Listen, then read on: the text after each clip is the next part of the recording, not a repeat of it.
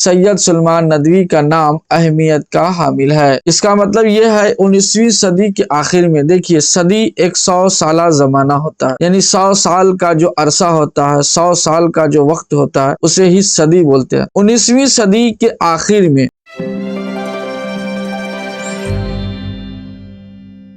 محترم ناظرین اکرام، سلام مسنون، امید ہے آپ خیریت سے ہوں گے۔ آپ کے اپنے یوٹیوب چینل نورانی کلاسز میں ہم استقبال خیر مقدم کرتے ہیں۔ آئیے پیارے ناظرین، ہم دیکھتے ہیں سب سے پہلے فہرست کو، اور ہم یہ جاننے کی کوشش کرتے ہیں کہ اب تک ہم لوگ کیا کیا پڑھ چکے ہیں۔ تو فہرست میں ہم لوگ کے سامنے جو نظر میں ہے وہ ہے خاکہ۔ خاکہ ہم پڑھ چکے ہیں، اور مرزا فرحت اللہ بیگ صاحب کے بارے میں بھی پڑھ چکے ہیں۔ نذیر احمد کی کہانی مرزا فرحت اللہ بیگ صاحب نے خاکہ لکھا ہے، یہ ہم پڑھ چکے ہیں۔ مضمون کے بارے میں بھی پڑھا ہم نے، اور مضمون لکھنے والے خواجہ حسن نظامی کے بارے میں بھی پڑھا ہے۔ مٹی کا تیل یہ ہم پڑھ چکے ہیں، اور سید سلیمان ندوی صاحب کے بارے میں بھی ہم پڑھ چکے ہیں۔ آج ہمیں پڑھنا ہے بعض پرانے لفظوں کی نئی تحقیق۔ آئیے ہم شروع کرتے ہیں بعض پرانے لفظوں کی نئی تحقیق۔ یہ بعض پرانے لفظوں کی نئی تحقیق ہے، جس کے لکھنے والے سید سلیمان ندوی ہیں، اور یہ مضمون ہے۔ کیا ہے یہ مضمون ہے؟ اس کے لکھنے والے سید سلیمان ندوی ہیں، اور ان کی حالات زندگی اس سے پہلے ہم پڑھ چکے ہیں۔ اس میں ناظرین اکرام، سید سلیمان ندوی نے کچھ ایسے لفظوں کی تحقیق کیا ہے، کچھ ایسے لفظوں کی ریسرچ کیا ہے جو کہ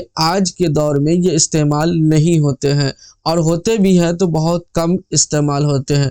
تو آئیے ہم جاننے کی کوشش کرتے ہیں کہ انہوں نے جو پرانے لفظوں کی نئی تحقیق کیا ہے وہ کیا ہے۔ کہتے ہیں پیٹ کے لیے کھانوں میں سب سے زیادہ ضروری کھانا وہ کون سا ہے؟ تو لوگ اپنے اپنے تجربہ اور عادات کے مطابق اس کے کئی جواب دے سکتے ہیں۔ یعنی سید سلیمان ندوی یہ کہہ رہے ہیں کہ اگر کسی سے یہ پوچھا جائے کہ پیٹ کے لیے جو سب سے پہلے کھانا جو ضروری ہے وہ کیا ہے، تو لوگ اپنے اپنے انداز سے، اپنے اپنے تجربے سے جواب دیں گے، لیکن وہ کہتے ہیں کہ میں سمجھتا ہوں کہ جو میرا خیال ہے وہی اکثر لوگوں کا خیال ہوگا۔ یعنی کیا خیال ہے ان کا؟ تو آئیے دیکھتے ہیں۔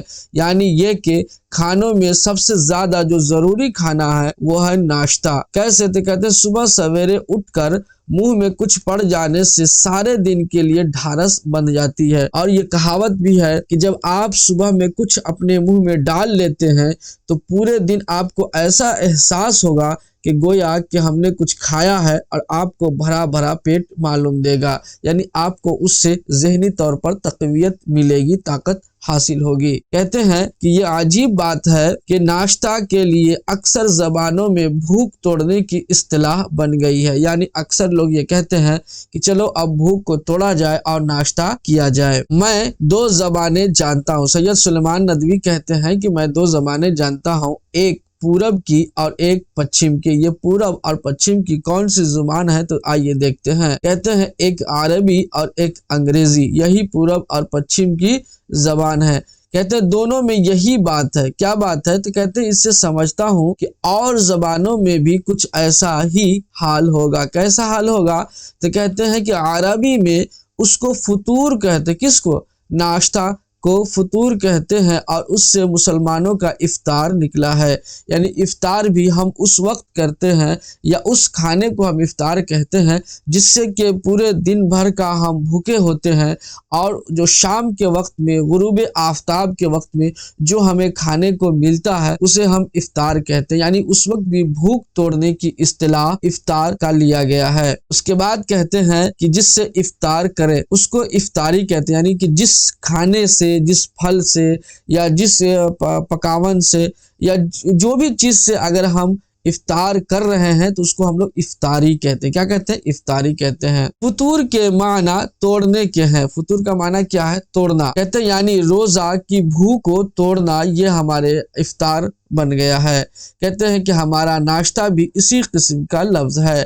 فارسی میں اب سید سلیمان ندوی بتا رہے ہیں کہ آپ نے عربی میں تو دیکھا کہ ناشتہ کو یعنی ناشتہ بھوک توڑنے کو فطور بولتے ہیں اور اسی سے ہی افطار نکلا ہے جو کہ مسلمانوں کے یہاں رائج ہے۔ اب کہتے ہیں کہ فارسی میں اس کا معنی اس سے بھوکے کے ہیں، یعنی ایسے بھوکے کے، ایسے وہ شخص جس کو بھوک لگی اور وہ ایسا بھوکا ہو جس نے صبح سے کچھ نہیں کھایا ہے، یعنی یہی فطور کا جو معنی ہے فا تا وا را، یہ حرفوں کا جو مجموعہ ایک لفظ ہے، اسی لفظ کا جو معنی فارسی میں اگر دیکھا جائے تو ایسے شخص کو کہا جاتا ہے جس نے صبح سے کچھ نہیں کھایا ہو۔ یہ معید الفضلہ اور برہان قاطع میں یہ باتیں موجود ہیں، یہ دونوں کتاب کا نام ہے۔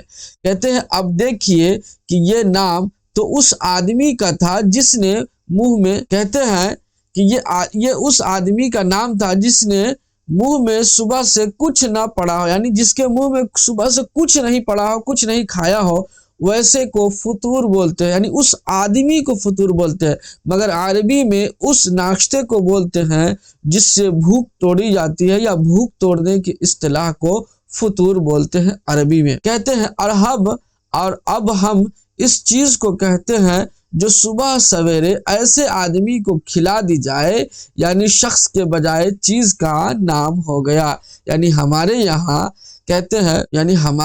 کہتے ہیں کہ ایسی چیز جو صبح سے کچھ نہیں کھایا ہو اور وہ کھلایا جائے تو اب وہ آدمی کو فطور نہیں بلکہ اس سامان کو، یعنی اسی کو افطاری کہتے ہیں۔ کس کو کہتے ہیں؟ افطاری بولتے ہیں۔ اب یہ ہے کہ اس معنی میں ایک اور لفظ ہے، کیا ہے تو کہتے ہیں نہار۔ نہار کیا ہے تو کہتے ہیں کہ آپ بولتے ہیں، یعنی سید سلیمان ندوی کہتے ہیں نہار منہ، یہ بھی فارسی ہے، مگر دیکھیے کہ فارسی ہندوستانی سے ایسا مل گیا۔ ہندوستانی کیا مطلب؟ یہ ہندوستانی جو بولا جا رہا ہے یہ ایک زبان ہے جس کو آج ہم جانتے ہیں اردو سے۔ کس سے جانتے ہیں؟ اردو سے۔ اسی اردو زبان کو انگریز کے زمانے میں ہندوستانی نام رکھا گیا تھا اور اس کے بعد نام بدل کر کے ہندوستانی سے اردو نام رکھا گیا۔ کہتے ہیں کہ یہ فارسی اردو زبان میں یعنی ہندوستانی زبان میں ایسے مل گیا گویا ہندوستانی ہی ہے، یعنی اس کی اصلیت نہار ہے۔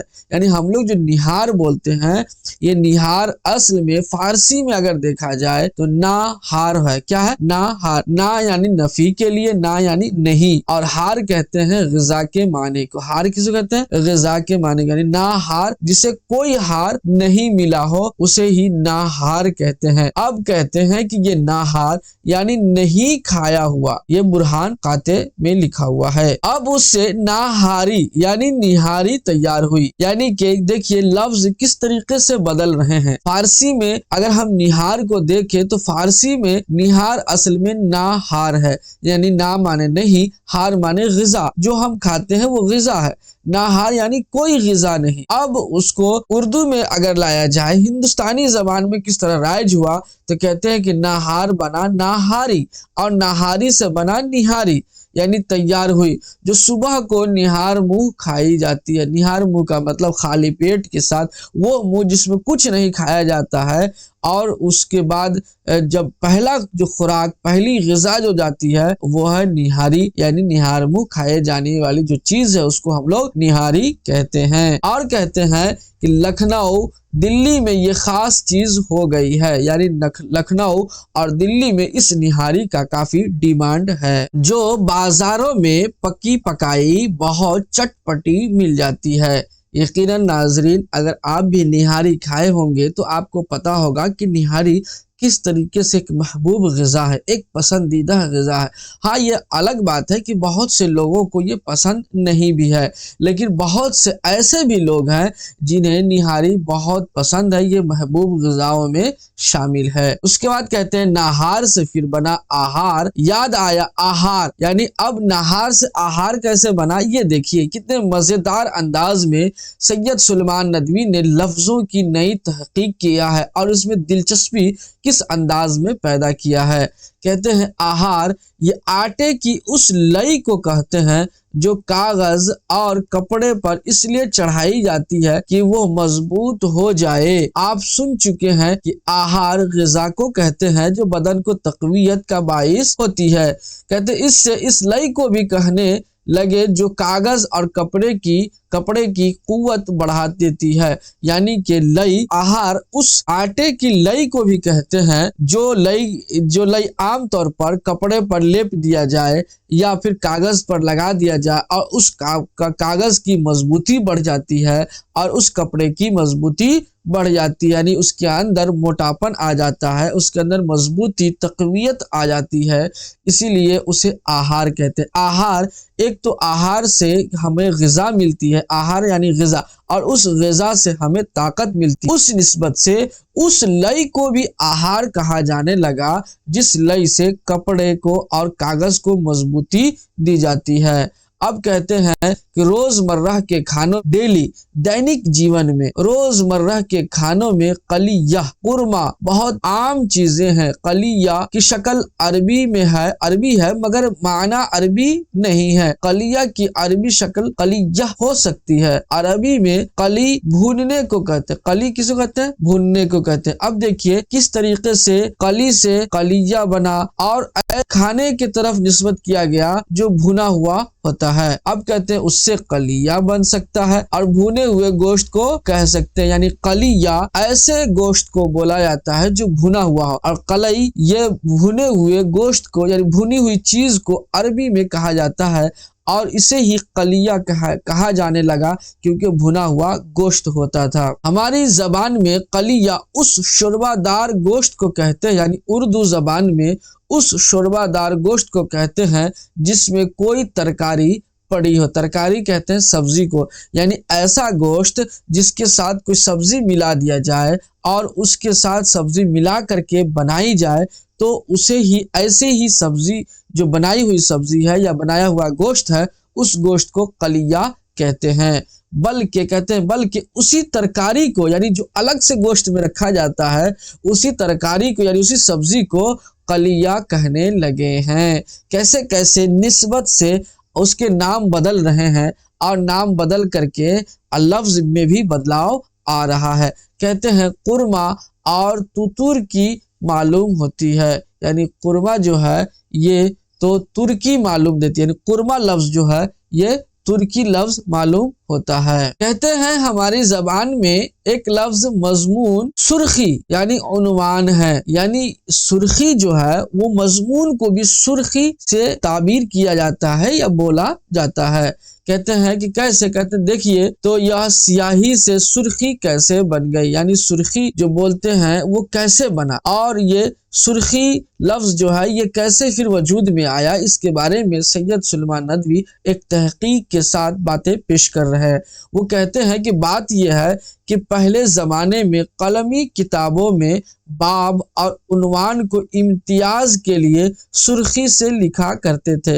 यानी ये बता रहे हैं सैयद सुलेमान नदवी कि जब पहले ज़माने में जब कलम से किताब लिखे जाते थे, आज के ज़माने में तो बस टाइप कर देना है, टाइप कर दिए और जो उन्वान है, जो टॉपिक का नाम है वो मोटे हरूफ में साफ साफ दिख जाते हैं। मगर जिस ज़माने में कलम से लिखे जाते थे उस ज़माने की बात ये बता रहे हैं कि बाब और उन्वान की ये कौन सा चैप्टर है, कौन सा हिस्सा है, क्या नाम है इस चैप्टर का, उसको इम्तियाज़ करने के लिए यानी अलग करने के लिए, जुदा गाना अंदाज दिखाने के लिए सुर्ख यानी कि सुर्खी से लिखा करते थे, सुर्खी से लिखा करते थे। अब हमारे ज़माने में जब छापा खाना इजाद हुआ तो खुद बाब के या मजमून के उन्वान को सुर्खी कहने लगे, यानी अब जो है सुर्खी से तो लिखते नहीं हैं मगर उसी उन्वान को, उसी बाब को सुर्खी नाम दिया जाने लगा। पहले तो था कि बाब और उन्वान के नाम को सुर्खी से लिखते थे ताकि ये जाहिर हो जाए,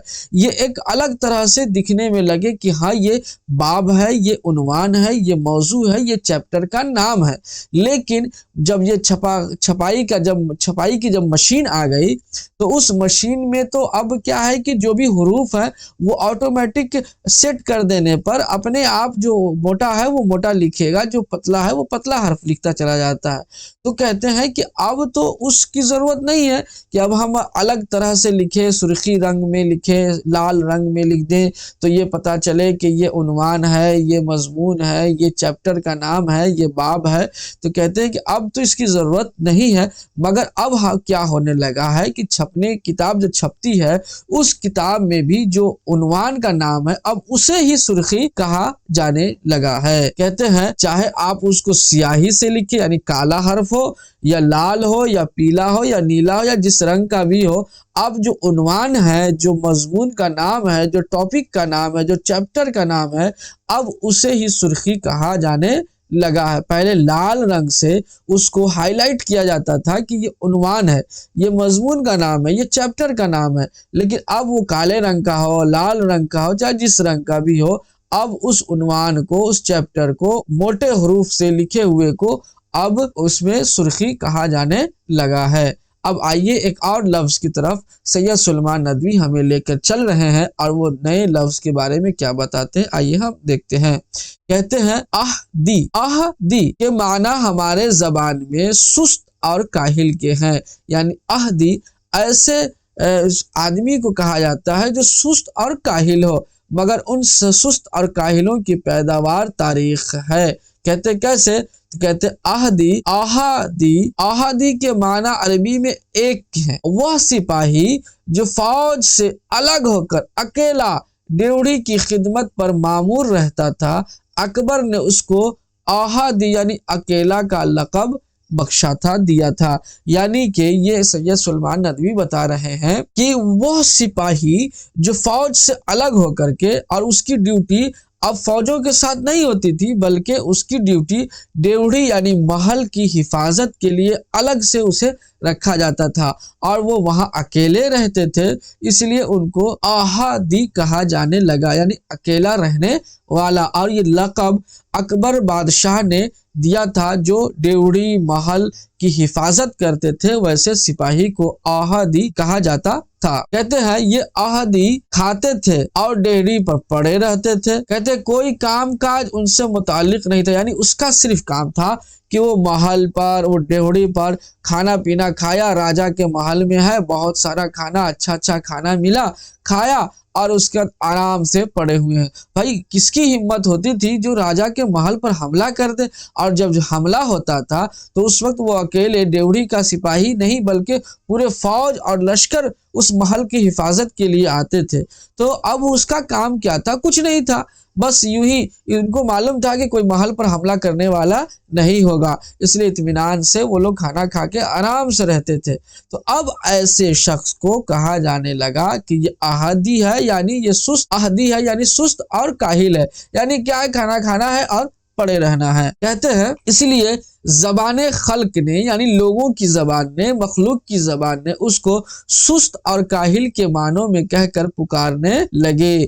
زبان خلق کو کون روک سکتا ہے؟ کہتے ہیں کہ لوگوں کی زبان کو کون روک سکتا ہے؟ کوئی نہیں روک سکتا، کہہ دیا سست اور کاہل کو۔ کہتے ہیں ہماری زبان میں ایک اور لفظ کے بارے میں سید سلیمان ندوی کہتے ہیں کہ ہماری زبان میں ایک اور لفظ ہے، وہ ہے قلعی۔ کیا ہے؟ قلعی۔ آئیے اس کی بھی قلعی کھولیں۔ ہم لکھتے گو قلعی ہیں مگر بولتے قلعی ہیں۔ ہماری زبان میں اس کے معنی سفیدی اور صفائی کے ہیں، سفیدی اور صفائی کے ہیں۔ برتنوں پر قلعی کی جاتی ہے اور مکانوں پر بھی قلعی پھیری جاتی ہے۔ کہتے ہیں کہ برتنوں پر قلعی کرنے کا مطلب ہوتا ہے وہ برتن جو پرانا ہو گیا ہے اس کی صاف صفائی کر کے اس پر جو رنگ روغن کیا جاتا ہے، اس پر جو دوسرے طریقے سے اسے چمکایا جاتا ہے، اسے قلعی بولتے ہیں۔ اور اسی طریقے سے کوئی مکان ہے اس پر سفیدی کی جاتی ہے، یعنی چونا کیا جاتا ہے، کلر کیا جاتا ہے سفید رنگ کا، تو اسے کہتے ہیں قلعی کرنا۔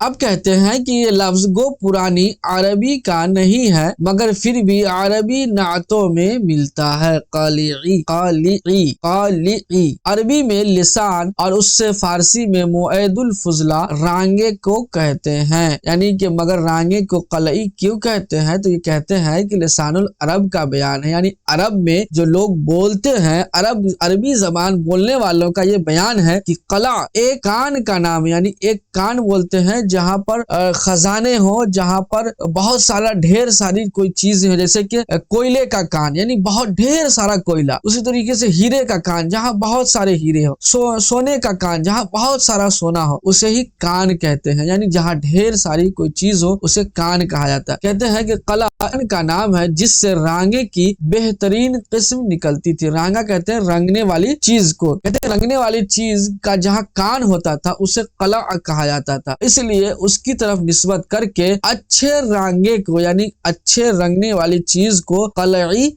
कहते हैं। और चूंकि इसी रांगे से तांबे के बर्तनों में सफेदी फेरी जाती है, यानी उसी रांगे से जो बर्तन होते थे तांबे के उस पर सफेदी लगाई जाती थी, उसको रंगा जाता था, उसको रंगो रोगन किया जाता था, चमकाया जाता था। इसीलिए कहते हैं कि कलई बोलते हैं ऐसे बर्तन को जो तांबे का हो और उसको चमकाया जाए, उसे रंगा जाए, उसे ही कलई करना कहते हैं। कहते हैं इसलिए उसको कलई करना कहने लगे। फिर चूने से भी अगर मकानों पर सफेदी फेरी गई तो उसको भी कलई फेरना कह दिया। यानी पहले तो शुरुआत हुई बर्तन को रंगने का, और ये बर्तन को रंगने का कैसे शुरू किया गया तो कहते हैं कि एक कान अरब वाले लोग कहते हैं, ये अरब की बात ये बताते हैं कि अरब वाले लोग कहते हैं कि एक कान है, यानी एक ऐसा ढेर है जिस ढेर में रांगा मिलता है, रंगने वाली चीज मिलती है, और वो रंगने वाली चीज को कला कहा जाने लगा। उसका नाम था, उस कान का उसका नाम था कला, तो कला से हुआ कलई। अब वो उस रांगे से यानी उस कलई को, जब रांगे को कहा जाने लगा कलई, तो उससे तांबे के बर्तन को चमकाने में, रंगने में काम में लाया जाने लगा। और जब देखा गया कि बर्तन को रंग करके उसके अंदर सफेदी लाई जाती है, चमकाया जाता है, उजलापन लाया जाता है, तो अब जो है जो घर को भी सफेद रंग से रंगा जाता था, चूने से कलर किया जाता था, उसको भी कहा जाने लगा कि ये कलई हो रही है, यानी इस पर सफेदी का काम चल रहा है, मकान पर सफेदी का काम चल रहा है। कहते हैं कि हमारी जबान में इन इस्तेमालों से ये माना पैदा हुए कि किसी दाग धब्बे या किसी की आयब को अगर छुपाया जाए तो वो उस पर कलई फेरना हुआ। देखिए नाज़रीन इकराम कैसे कैसे लफ्ज बदल रहे हैं और उसके माना, उसके निस्बत से कैसे कैसे कहते हैं कि अब जो है उस कलई ऐसे लफ्ज की तरफ मोड़ दिया गया, ऐसे माना की तरफ मोड़ दिया गया कि अब अगर किसी दाग धब्बे या ऐब को अगर छुपाने की बात की जाए तो उस पर कहते हैं कि ये कलई फेर दो, यानी उसके ऐब छुपा दो, उसकी कमियां को, उसकी कमियों पर पर्दा डाल दो, तो उसको कलई फेरना कहा जाने लगा। कहते हैं और अगर इस दाग धब्बे और ऐब को जाहिर करके सबको दिखा दिया जाए तो वो कलई खोलना है। अब समझ में आपको आया होगा कि हम लोगों की जबान में जो इस्तेमाल होता है कि अरे उसकी तो हम कलई खोल करके रख देंगे, यानी उसके ऐब को जाहिर कर देंगे, उसके अंदर जो कमियां हैं उन कमियों को हम जाहिर कर देंगे। जब ये कोई शख्स ऐसा बोलता है तो अब पता चलता है कि उस कलई का जो आज इस्तेमाल किया जाता है ये असल में कहां से सफर करके हमारे पास आया और अब हम किन मानों में इस्तेमाल कर रहे हैं। तो नाज़रीन इकराम ये थे सैयद सुलेमान नदवी के बाज पुराने लफ्जों की नई तहकीक। तो नाज़रीन इकराम मुझे उम्मीद है कि आपको ये वीडियो बहुत पसंद आया होगा और मैं ये दरख्वास्त करूंगा कि आपने अगर सैयद सुलेमान नदवी के बारे में, उनकी हालात जिंदगी को नहीं देखा है वीडियो में, तो आप देख लीजिए और उनके बारे में जो मालूमात पेश किया गया है आप उसका भी मुताला कर लीजिए, इस वीडियो में आप देख लीजिए और उसके बाद फिर आप बाज पुराने लफ्जों की नई तहकीक को जब आप इस वीडियो को देखेंगे तो मुझे उम्मीद है आप ये समझ जाएंगे कि सैयद सुलेमान नदवी ने किस अनोखे अंदाज में, निराले अंदाज में, एक अच्छे अंदाज में, एक अच्छे अदीब होने का सबूत पेश किया है और उन्होंने कुछ ऐसे लफ्जों की नई तहकीक किया है जो हमारे लिए गोया के नायाब हैं और हम इससे इस्तेफादा कर सकते हैं। तो नाज़रीन इकराम आइए हम एक रिक्वेस्ट करें और फिर आपसे इजाजत लें। रिक्वेस्ट ये है कि आप हमारे नूरानी क्लासेस यूट्यूब चैनल को आप सब्सक्राइब कर लें, लाइक करें, शेयर करें और हमसे जुड़े रहें ताकि हम आपको कहकशां हिस्सा 2 के सारे चैप्टर्स क्लियर करा दें और फिर आपको एक नए इल्म में इजाफा कर दें ताकि हमेशा उर्दू से जानकार रहें और हमेशा उर्दू का नाम बुलंद करते रहें। तो नाज़रीन इकराम अब हमें इजाजत दीजिए, आप अपने दोस्त बद्र आलम शमसी को फिर इंशाअल्लाह ताला अगली वीडियो में हमसे मुलाकात होगी। अस्सलामु अलैकुम।